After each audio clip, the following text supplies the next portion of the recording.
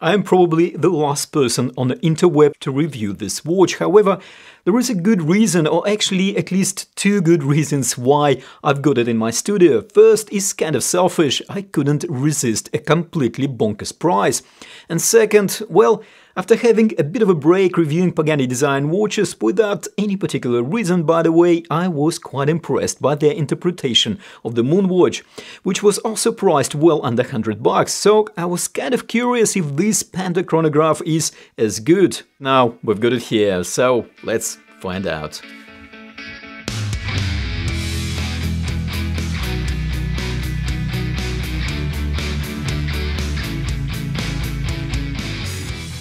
Hello and welcome back. Before we jump into this review, don't forget to subscribe and don't forget to hit that like button to get the YouTube algorithm to wake up and spring into action.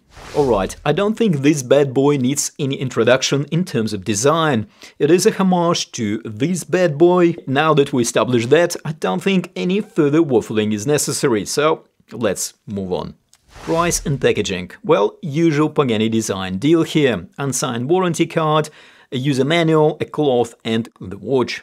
Now, the price is a bit more interesting. I recommended this watch in my mid-year sale video and it was priced at $55 at the time, so as I was stuffing my AliExpress shopping basket, naturally I couldn't resist adding this watch to it too. These days $55, an equivalent of about 43 British pounds, hardly buys you a breakfast for two here in London, so really it was a no-brainer for me. Even without being on sale, this watch can be picked up at the time of making this video for under $70 or even cheaper if you shop around and apply all the available discounts and follow the store. Okay, let's briefly look at dimensions and specifications. We have a 39.5mm case diameter here and 20mm lugs. Case height is 13mm, out of which about 1.5mm is actually taken by this slightly raised sapphire crystal.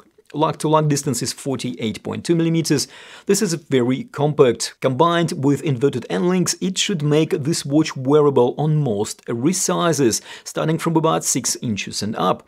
I do say should make it, because there is a small caveat which we will come to a bit later in the video when we look at the bracelet.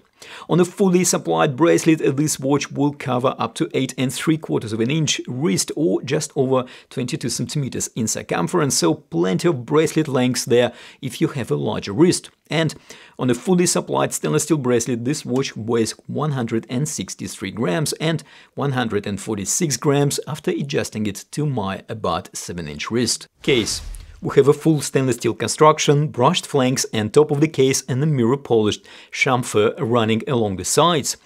I like the combination of brushed and polished surfaces that Pagani Design employed here, including on the stainless steel frame of the bezel, which is brushed on the outside with a mirror polished bevel on the top. And I should note that the choice of finishing pattern and the credit should probably go to Pagani Design here and not to some famous Swiss brand, which has somewhat different case finishing. So points to Pagani Design here, unless of course they copied it somewhere else. We have screw-down chronograph pushers and screw-down crown and a screw-on back case, which altogether contribute to 100 meters of declared water resistance. So in theory we can even swim in this watch, provided all the pushers and the crown are firmly screwed down, of course. The screw-down crown has a Pagani Design engraved logo. The crown threading is smooth, the same as the threading on the pushers. Everything seemed to be working and functioning well. The back of the case is brushed and we have some basic specifications and branding engraved on the screw-on back case. As I mentioned, I like the case finishing approach, however, the quality of the finishing, while feels and looks clean and crisp to the naked eye, is not as refined under the MERKUR, which in my view at this price point is perfectly acceptable. Now, looking at the bezel, we have a fixed ceramic insert bezel with engraved tachometer scale, as we would expect from a racing chronograph. Ceramic material will of course give us better scratch resistance, making sure that this bezel looks that good as long as possible. Crystal.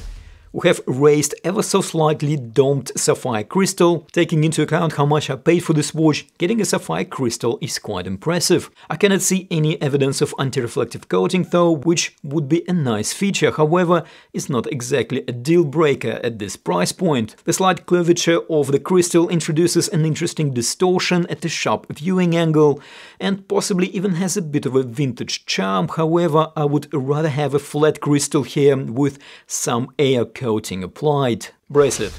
The integration of the bracelet and the case is done pretty well too. The solid end links are also brushed and shaped to comply with the case lug's curvature. Okay, at a much closer inspection the brushing on the lugs and the end links is slightly different. Still, the end links fit is nice and snug, so given the price point, I am prepared to overlook a slightly different finish between the lugs and the end links. We also get female end links, which really helps with comfortable fit on the wrist. We also have solid links here with rivets. On top of the links we have a nice satin brushing and the sides are mirror polished. Quite impressively, Pagani Design gave us a real rivets here, which are holding together each part of these 5-part links.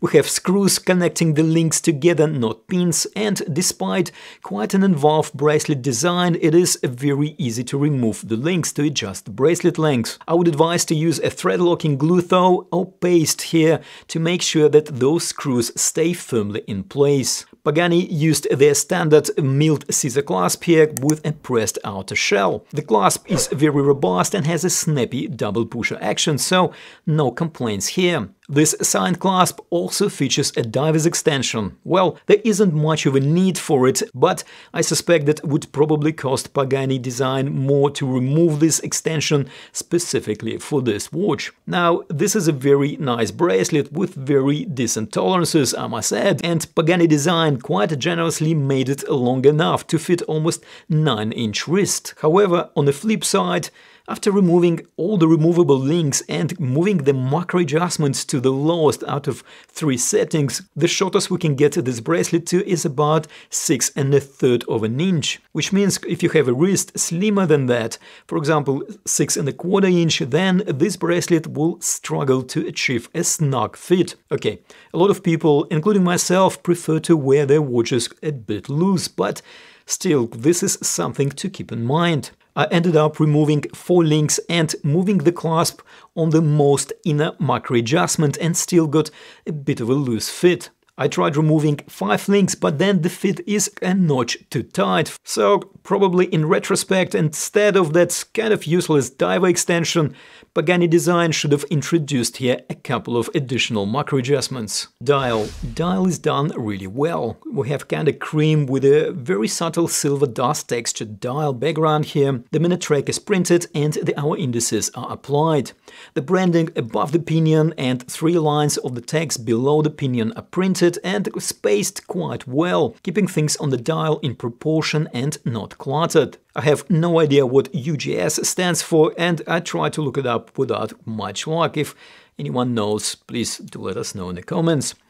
But the red font color and the red tip of the Chronograph secondhand creates a nice splash of red on mostly black and white dial, which is kind of nice. The sub-dials are slightly recessed and have a circular pattern and even have a subtle sunburst effect. We have a familiar snowflake set of hands. The overall dial execution is nice and clean. Okay, maybe the minute and the Chrono second hand could have been about like a ½ millimeter shorter, but I think I am nitpicking here. The dial is done quite well. As for the lume, okay, it is there. It is even arguably not bad compared to other Pagani Design watches of this type, but it will not win any lume competitions, that's for sure. And I wouldn't expect it to, taking into account the price point of this watch. Movement. We have a Japanese Seiko Mecha Quartz caliber VK64 powering this timepiece.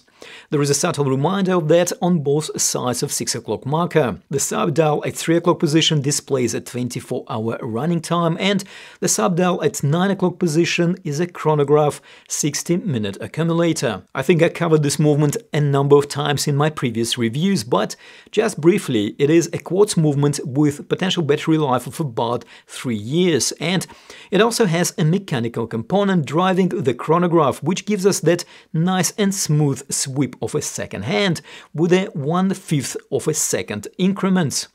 This movement also has a date function, however, for whatever reason, Pagani Design decided not to include the date on the dial. Would you rather Pagani Design included a date? Well, do let us know in the comments. So, what is the verdict? Well, this is my second Pagani Design chronograph in the last few weeks, and both are well put together with a decent build quality, so it looks like we are not getting just a loose bag of premium materials which will fall apart in no time, but rather a timepiece that can, dare I say, last. And for 55 bucks, or well, even for 70 bucks, it is an easy decision in my opinion. What are your thoughts? Do share with us in the comments.